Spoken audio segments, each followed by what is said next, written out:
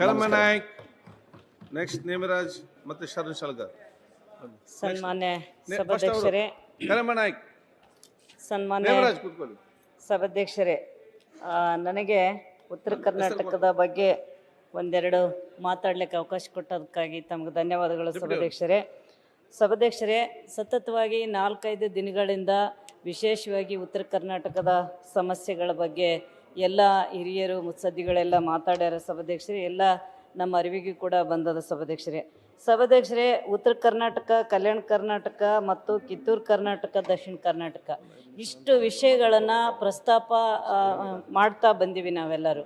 ಯಾಕಂದರೆ ಉತ್ತರ ಕರ್ನಾಟಕ, ಕಲ್ಯಾಣ ಕರ್ನಾಟಕ, ಕಿತ್ತೂರು ಕರ್ನಾಟಕ ಅಭಿವೃದ್ಧಿ ಆಗಿಲ್ಲ ಅನ್ನೋಂಥದ್ದು ಒಂದು ತಾರತಮ್ಯ ಒಂದು ವಿಷಯವನ್ನು ಇಟ್ಕೊಂಡು ಇಲ್ಲಿ ಚರ್ಚೆ ಆಗ್ತಿದೆ ಸಭಾಧ್ಯಕ್ಷರೇ. ಅದು ಸತ್ಯದ ಮಾತು ಸಭಾಧ್ಯಕ್ಷರೇ. ಯಾಕಪ್ಪ ಅಂತಂತಂದರೆ ನೋಡ್ರಿ ಸಭಾಧ್ಯಕ್ಷರೇ, ಈಗ ನಾವು ಉತ್ತರ ಕರ್ನಾಟಕದಾಗ ನಾವು ಹುಟ್ಟಿವಿ.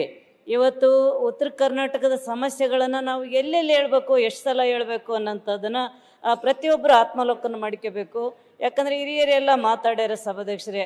ಈಗ ದಕ್ಷಿಣ ಕರ್ನಾಟಕ ಅದು ಕೂಡ ನಮ್ಮದೇ. ಯಾಕಂದರೆ ಅಖಂಡ ಕರ್ನಾಟಕ ಅಂದಾಗ ನಾವೆಲ್ಲರೂ ಆ ಕರ್ನಾಟಕದಲ್ಲೇ ಬರ್ತಕ್ಕಂಥವ್ರು. ಯಾಕಂದರೆ ಅಲ್ಲಿ ದಕ್ಷಿಣ ಕರ್ನಾಟಕದಿಂದ ಒಂದಿಷ್ಟು ಜನ ನಮ್ಮ ಕಡೆ ಬರ್ತದಾರ ಸಭಾಧ್ಯಕ್ಷರೇ. ಅವರು ಬಂದಂಥವ್ರು ಎಂಥವ್ರು ಅಂದ್ರೆ ದೊಡ್ಡ ದೊಡ್ಡ ಅಧಿಕಾರಿಗಳಾಗಿ ಬರ್ತಾರ, ದೊಡ್ಡ ದೊಡ್ಡ ಬಿಸ್ನೆಸ್ ಮ್ಯಾನ್ಗಳಾಗಿ ಬರ್ತಾರ. ಅಂಥವ್ರಿಗೆಲ್ಲ ಇಲ್ಲಿ ಸಿಗೋಂಥ ಗೌರವನೇ ಬೇರೆ ಸಭಾಧ್ಯಕ್ಷರೇ. ಆದರೆ ನಮ್ಮಲ್ಲಿ ನಮ್ಮ ಉತ್ತರ ಕರ್ನಾಟಕ, ಕಲ್ಯಾಣ ಕರ್ನಾಟಕದವ್ರೇನು ನಾವು ದಕ್ಷಿಣ ಕರ್ನಾಟಕ ಕಡೆ ನಾವಲ್ಲಿ ಓದಂಥವ್ರು ಎಂಥವ್ರು ಅನ್ನೋಂಥದ್ದು ತಾವು ಗಮನಿಸ್ಬೇಕು ಸಭಾಧ್ಯಕ್ಷರೇ. ಅವ್ರು ಯಾರಪ್ಪ ಅಂತಂದರೆ ಕೂಲಿ ಕೆಲಸ ಮಾಡ್ತಾರ, ಗಾರೆ ಕೆಲಸ ಮಾಡ್ತಾರ, ಇವೆಲ್ಲ ಆಟ ಹೊಡಿತಾರ, ಮತ್ತು ಎಲ್ಲ ಉದ್ಯೋಗ ನರ್ಸಿ ಅಲ್ಲಿ ಹೋಗಿ ಗೂಳೆ ಹೋಗೋಂಥದ್ದು ನಾವು ಗಮನಿಸ್ತೀವಿ. ಇದು ಯಾವ ನ್ಯಾಯ ಅನ್ನೋಂಥದ್ದನ್ನು ನಿಜವಾಗ್ಲೂ ನನಗೆ ಭಾಳ ನೋವಾಗ್ತದೆ ಸಭಾಧ್ಯಕ್ಷರೇ. ಯಾಕಂತಂದರೆ ಇದಕ್ಕೆ ಕಾರಣ ಇಷ್ಟೇ. ಯಾಕಂದರೆ ನಮ್ಮಲ್ಲಿ ಕೈಗಾರಿಕೆಗಳು ಬರಬೇಕು, ಜಾಸ್ತಿ ಉದ್ಯೋಗ ಸೃಷ್ಟಿ ಆಗಬೇಕು ಅಂದಾಗ ಮಾತ್ರ ನಾವು ಇಲ್ಲಿ ಏನಾದರೂ ಅಭಿವೃದ್ಧಿ ಆಗೋಕ್ಕೆ ಸಾಧ್ಯ. ಆ ಒಂದು ತಾರತಮ್ಯ ಬರೋದಿಲ್ಲ ಅಂತೇಳಿ ನನ್ನ ಒಂದು ಭಾವನೆ ಸಭಾಧ್ಯಕ್ಷರೇ. ಯಾಕಂದರೆ ಬರೀ ಒಂದು ಯೂನಿವರ್ಸಿಟಿ ಇರ್ಬೋದು, ಈ ಕಡೆ ನಮ್ಮಲ್ಲಿ ಕಾರ್ಖಾನೆಗಳಿರ್ಬೋದು, ಮತ್ತು ನೀರಾವರಿ ಮತ್ತು ಆರೋಗ್ಯ ಕೂಡ ನಾವು ಸುಧಾರಣೆ ಆಗಬೇಕು. ನೀರಾವರಿಗೆ ಇನ್ನೂ ಉಳಿದಂಥ ಈಗ ನೋಡ್ರಿ ರಾಯರೆಡ್ಡಿ ಸಾಹೇಬರು ಮಾತಾಡ್ತಾ ಹೇಳಿದರು. ಅವರು ಮಾತುಗಳನ್ನು ನಾವು ಕೇಳಿದಾಗ ನಿಜವಾಗ್ಲೂ ಇಲ್ಲೆಲ್ಲ ಸಮಸ್ಯೆಗಳು ಬಗೆಹರಿದವೇನೋ ಅನ್ನೋಂಥದ್ದು ನಮಗೆಲ್ಲ ಅನಿಸ್ತಿತ್ತು. ಖಂಡಿತವಾಗ್ಲೂ ಇಲ್ಲ ಸಭಾಧ್ಯಕ್ಷರೇ, ಯಾವ ಬಗೆಹರಿದಿಲ್ಲ. ಅವ್ರು ಮಾತಾಡಿದ್ದಕ್ಕೆ ಸಾಕಷ್ಟು ಅವರು ಅಂಕೆ ಸಂಖ್ಯೆಗಳು ಕೊಟ್ಟಿರ್ಬೋದು, ಆದರೆ ವಾಸ್ತವ ಸ್ಥಿತಿ ನೋಡ್ರಿ ಗಮನಿಸಿದಾಗ ಮಾತ್ರ ಅಲ್ಲಿ ನಮ್ಗೆ ಗೊತ್ತಾಗ್ತದೆ ಸಭಾಧ್ಯಕ್ಷರೇ. ಆರೋಗ್ಯ ಈಗ ಉದಾಹರಣೆ ನಾವು ನಮ್ಮಲ್ಲೇ ನಾನು ಹೇಳ್ತೀನಿ, ಇದು ಆರೋಗ್ಯದ ಸಮಸ್ಯೆ ಏನದಪ್ಪ ಅಂತಂದರೆ ನಮ್ಮಲ್ಲಿ ಕ್ಯಾನ್ಸರ್ ಹಾಸ್ಪಿಟ್ಲ್ಗಳು, ದೊಡ್ಡ ದೊಡ್ಡ ಹಾಸ್ಪಿಟ್ಲ್ಗಳು ಇಲ್ಲ ಸಭಾಧ್ಯಕ್ಷರೇ. ನಮ್ಮಲ್ಲಿ ಪೂರ್ತಿ ಲಾಸ್ಟ್ ಸ್ಟೇಜ್ ಬಂದಾಗ ಅಲ್ಲಿ ಬೆಂಗಳೂರು ಮತ್ತು ಹೈದ್ರಾಬಾದು ಆ ಕಡೆಲ್ಲ ಹೋಗಿ ಚಿಕಿತ್ಸೆ ಪಡ್ಕೊಳ್ಳೋದಕ್ಕೆ ಬಡವರು ಹೋಗ್ತಾರೆ. ಅಲ್ಲಿ ನೋಡಿದರೆ ಮುಗಿದೋಗಿರ್ತದ, ಪೂರ್ತಿ ಲಾಸ್ಟ್ ಸ್ಟೇಜ್ ಇರ್ತದ. ಹಂಗಾಗಿ ಅಂಥ ದೊಡ್ಡ ದೊಡ್ಡ ಹಾಸ್ಪಿಟ್ಲ್ಗಳು ನಮ್ಮ ಕಡೆ ಬರಬೇಕು ಅನ್ನೋಂಥದ್ದು ನಂದು ಬೇಡಿಕೆ ಆದ ಸಭಾಧ್ಯಕ್ಷರೇ.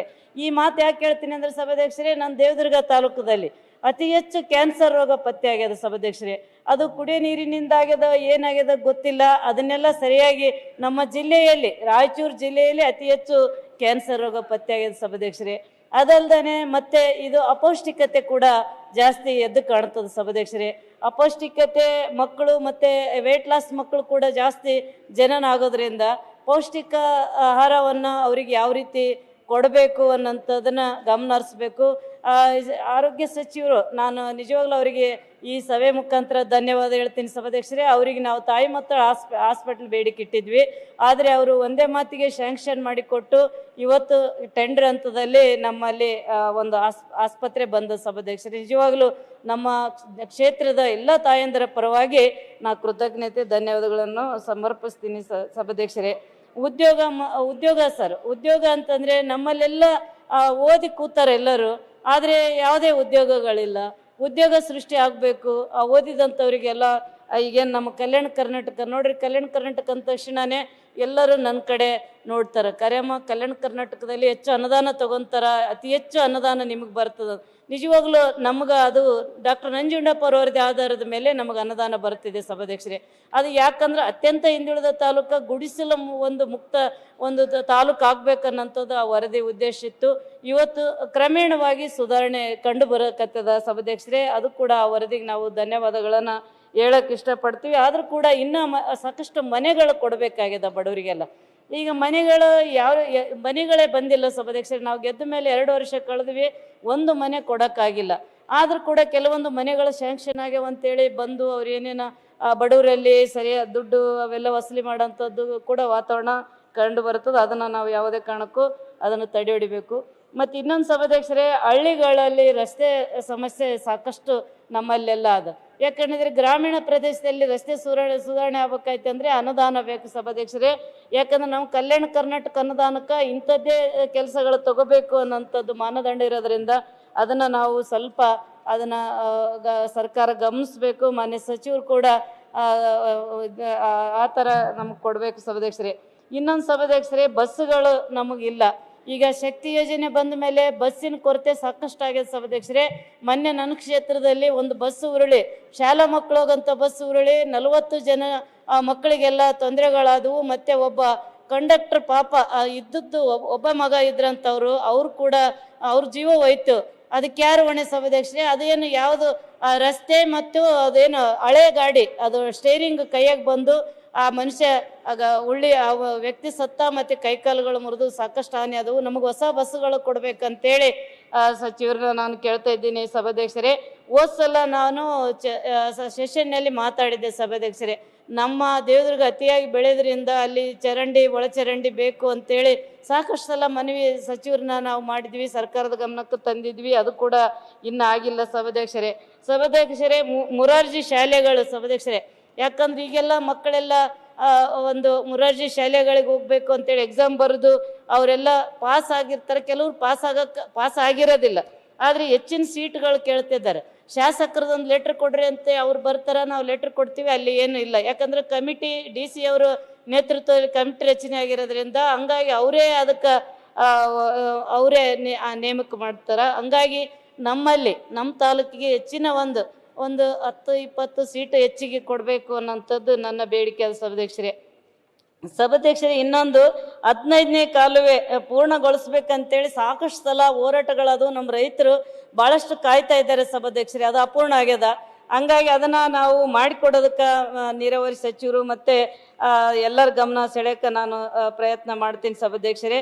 ಇನ್ನೊಂದು ಸಭಾಧ್ಯಕ್ಷರೇ, ಮಹಿಳಾ ಶೌಚಾಲಯಗಳು ಈಗಾಗಲೇ ಮಹಿಳಾ ಶೌಚಾಲಯಗಳು ಆಗಬೇಕು ಅಂತೇಳಿ ನಮ್ಮಲ್ಲಿ ಕೂಡ ಶೌಚಾಲಯಗಳಾಗ್ಯಾವ. ಆದರೆ ಬರೀ ಅದು ಟೆಂಟ್ ಅದೇನಂತಾರೆ ಶೆಡ್ಗಳಷ್ಟೇ ನಿರ್ಮಾಣ ಆಗ್ಯಾವ ಸಭಾಧ್ಯಕ್ಷರೇ. ಇನ್ನು ಅದು ಯಾವುದೇ ಕೆಲಸ ಆಗಿಲ್ಲ. ಅದು ಯಾರು ಏಜೆನ್ಸಿ ಅಂತಲೇ ಗೊತ್ತಿಲ್ಲ, ನಾವು ಯಾರನ್ನ ಕೇಳ್ಬೇಕಂತಲೇ ಗೊತ್ತಿಲ್ಲ ಸಭಾಧ್ಯಕ್ಷರೇ. ಅದ್ರ ಬಗ್ಗೆ ಸರ್ಕಾರದ ಗಮನಕ್ಕೆ ತರಕ್ಕೆ ಬಯಸ್ತೀನಿ. ಯಾಕಂದರೆ SC ST ಜನಾಂಗ ನಾವು ಜಾಸ್ತಿ ಇರೋದ್ರಿಂದ ಈಗೇನು ನಮ್ಮ SC ST ಅನುದಾನದಲ್ಲಿ ಗಂಗಾ ಕಲ್ಯಾಣ ಇರ್ಬೋದು, ನೇರ ಸಾಲ ಇರ್ಬೋದು, ಸ್ವಾವಲಂಬಿ ಸಾರಥಿ ಇವೆಲ್ಲ ಭಾಳ ಕಡಿಮೆ. 1, 2, 4, 5 ಹಿಂಗೆ ಇದೇ ಥರ ಬಂದರೆ ನಮ್ಗೆ ಹಂಚಿಕೆ ಮಾಡೋಕ್ಕೆ ಜಾಸ್ತಿ ತೊಂದರೆ ಆಗ್ತದೆ ಸಭಾಧ್ಯಕ್ಷರೇ.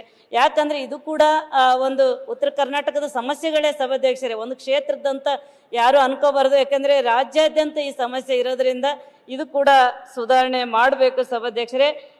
ಪಂಚಾಯತಿಯಲ್ಲಿ ನಾವು ನೋಡ್ರಿ ಮೊನ್ನೆ ಸದಸ್ಯರುಗಳೇ ಇಲ್ಲಿ ಹೋರಾಟಕ್ಕೆ ಕುಂತಿದ್ರು. ಪಂಚಾಯತ್ ಸದಸ್ಯರುಗಳು 15ನೇ ಹಣಕಾಸು ಬಿಡುಗಡೆ ಆಗಿಲ್ಲ, ನಮಗೆ 15 ಹಣಕಾಸು ಕೊಟ್ಟಿಲ್ಲ, ಹೆಂಗ ನಾವು ಕೆಲಸ ಮಾಡೋಣ ಅಂತೇಳಿ ಅದು ಕೂಡ ಗಮನ ಹರಿಸ್ಬೇಕು ಸಭಾಧ್ಯಕ್ಷರೇ.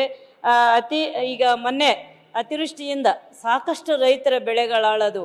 ಬರೇ ನಮ್ಮ ರಾಯಚೂರು ಅಷ್ಟೇ ಅಲ್ಲ ಸಭಾಧ್ಯಕ್ಷರೇ, ದೇವದುರ್ಗ ಅಷ್ಟೇ ಅಲ್ಲ, ಇಡೀ ಕಲ್ಯಾಣ ಕರ್ನಾಟಕದಾಗ ನಾವು ಕೂಡ ನಮ್ಮ ಶಾಸಕಾಂಗ ಪಕ್ಷದ ನಾಯಕರು ಸುರೇಶ್ ಬಾಬಣ್ಣವರು ನಾವು ಎಲ್ಲರೂ ಒಂದು ತಂಡನೇ ಹೋಗಿದ್ವಿ.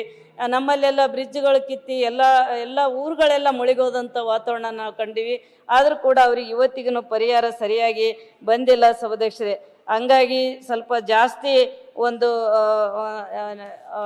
ಅನುದಾನವನ್ನು ಸರಿಯಾಗಿ ಕೊಡಬೇಕು. ಯಾಕಂದರೆ ನಮಗೆ ನಿಜವಾಗ್ಲೂ 117 ಕೋಟಿ ಅನುದಾನ ಬಂದದ, ನಿಜವಾಗ್ಲೂ ಸಂತೋಷ.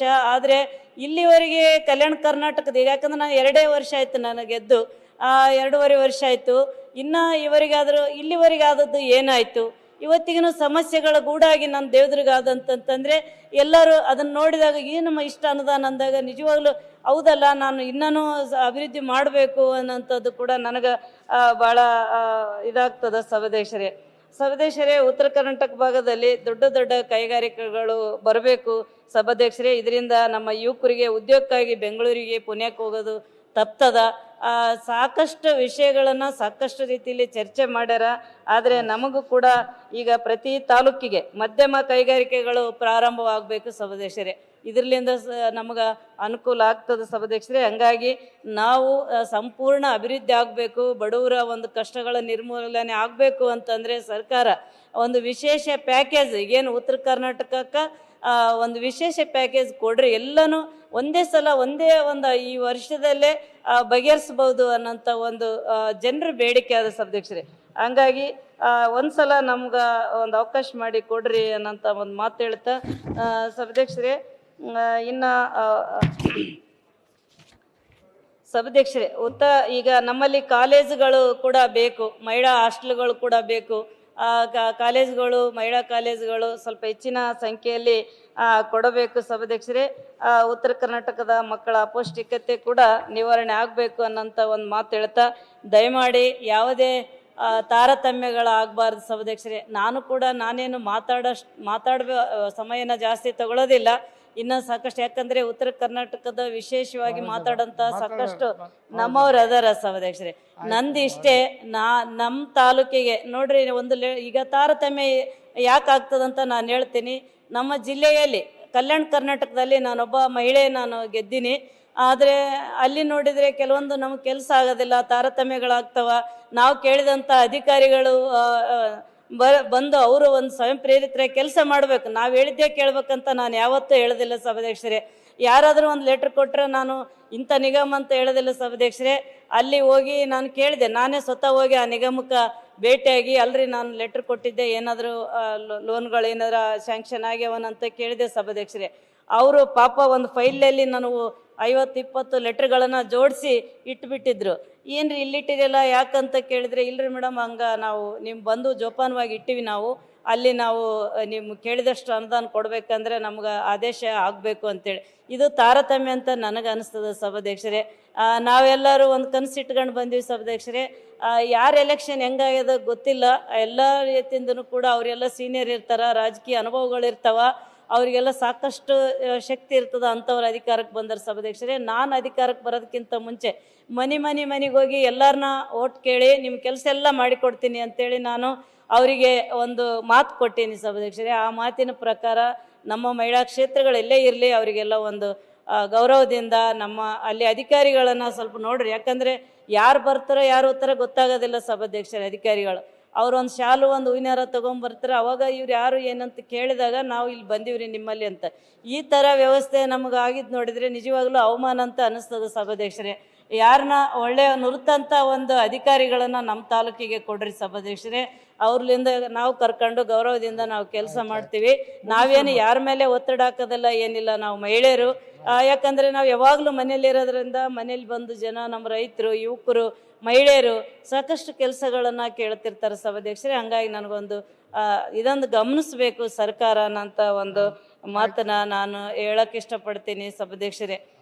ನಾನು ಮಾತು ಮುಗಿಸೋದಕ್ಕಿಂತ ಮುಂಚೆ ಇವತ್ತು ನಾವು ಬಸವಣ್ಣವರ ನಾಡಿನಲ್ಲಿ ಇವತ್ತೇನು ನಮ್ಮ ಸುವರ್ಣಸೌಧದಲ್ಲಿ 16ನೇ ಏನು ಅಧಿವೇಶನ ನಡೆದ ಸಭಾಧ್ಯಕ್ಷರೇ. ಆದರೆ ಮಾತು ಮುಗಿಸೋದಕ್ಕಿಂತ ಮುಂಚೆ ಬಸವಣ್ಣವ್ರ ಹೆಚ್ಚಿನ ನಾನು, ಯಾಕಂದ್ರೆ ಸ್ಟಾರ್ಟಿಂಗೇ ನಾನು ಹೇಳ್ಬೇಕಂದಿದ್ದೆ, ನನಗಾದ ಒಂದು ಅವಮಾನ ಮತ್ತು ನನ್ನಲ್ಲಿ ಎಲ್ಲ ಶಾಸಕರುಗಳಿಗೆ ಆದಂಥ ತಾರತಮ್ಯಗಳು ಇವನ್ನೆಲ್ಲ ಸ್ವಲ್ಪ ಸದನದ ಗಮನಕ್ಕೆ ತಂದು ನಾನೇನಾದರೂ ಕೇಳೋಣ ಅಂತ ನಾನು ಅಂದ್ಕೊಂಡಿದ್ದೆ ಸಭಾಧ್ಯಕ್ಷರೇ. ಇಷ್ಟೇ. ಇವನಾರವ